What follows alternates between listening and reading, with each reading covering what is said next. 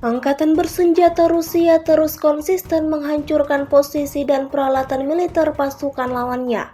Baru-baru ini ramai beredar di media sosial Telegram pada Sabtu 9 November 2024. Sebuah video yang memperlihatkan adegan penghancuran BTR-4E milik Angkatan Bersenjata Ukraina. Serangan lancet Rusia tak membiarkan militer Ukraina bisa beroperasi dengan bebas. Karena kebakaran yang terjadi di dekat pengangkut personel lapis baja musuh, amunisi untuk meriam 30 mm mulai meledak, seperti yang terlihat dalam rekaman. Hingga video ini beredar, beragam respon diberikan warganet.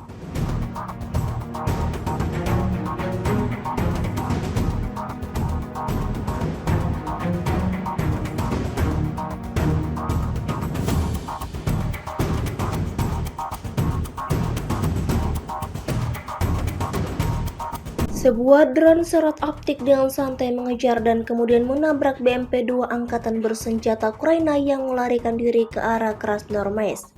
Rekamannya ramai beredar di media sosial Telegram pada Sabtu 9 November 2024. Anggota militer Vladimir Putin terus bekerja sepanjang hari, membasmi semua kendaraan militer musuh yang teridentifikasi. Seperti yang terlihat dalam rekaman, drone Rusia mengejar mangsanya dan menyerangnya secara brutal. Usaha target untuk berbalik arah berakhir sia-sia.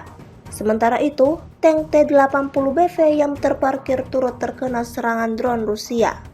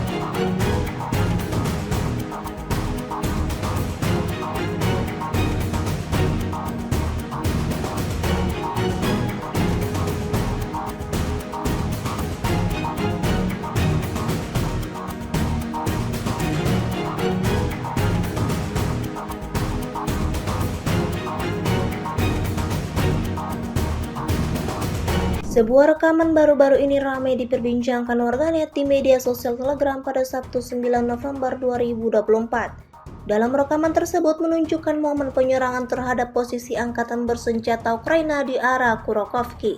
Konflik yang berkepanjangan terus berlanjut bukannya mereda. Kedua kubu ini justru semakin menjadi-jadi setiap harinya. Dapat dilihat dalam rekaman bagaimana pasukan Moskow membasmi habis posisi pertahanan dan juga peralatan militer Ukraina yang teridentifikasi. Belum diketahui pasti ada berapa jumlah kerugian yang diperoleh Ukraina dalam peristiwa ini. Video ini viral dan menuai beragam komentar dari warganet.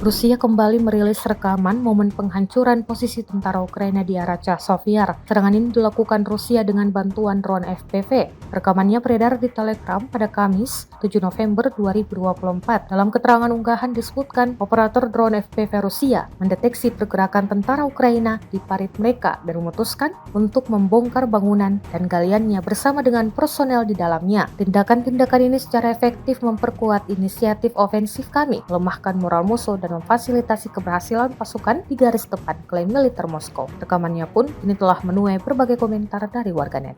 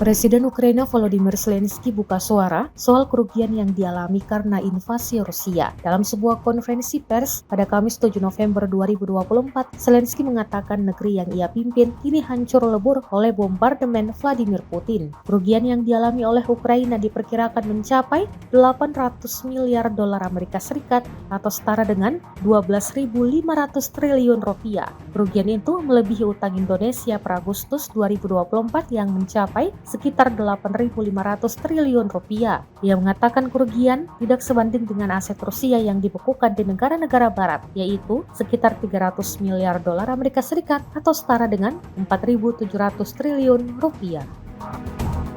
Ukraina akan menolak keras usulan gencatan senjata dengan Rusia jika tidak diiringi dengan jaminan keamanan bagi negara tersebut. Presiden Ukraina Volodymyr Zelensky mengaku kapok melakukan gencatan senjata dengan Rusia, namun pada akhirnya justru saat masa gencatan tersebut Rusia mempersiapkan serangan yang lebih besar. Ia mengungkapkan bahwa sebenarnya kedua negara tersebut masih terikat gencatan senjata perang 2014 ketika Moskow menganeksasi Crimea. Saat itu terjadi perang saudara antara warga Ukraina di Donbas yang mayoritas berbahasa Rusia dan didukung oleh Vladimir Putin dengan neonazi didukung Ukraina pro Barat pada 2013-2014. Setelah aneksasi semenanjung di tenggara Ukraina tersebut, kedua negara melakukan gencatan senjata pada 2014, lalu pada 2024 Rusia kembali menginvasi Ukraina. Dikutip Ukrinform, Zelensky mengatakan hal itu saat pertemuan puncak komunitas politik Eropa di Budapest pada Rabu 7 November 2024.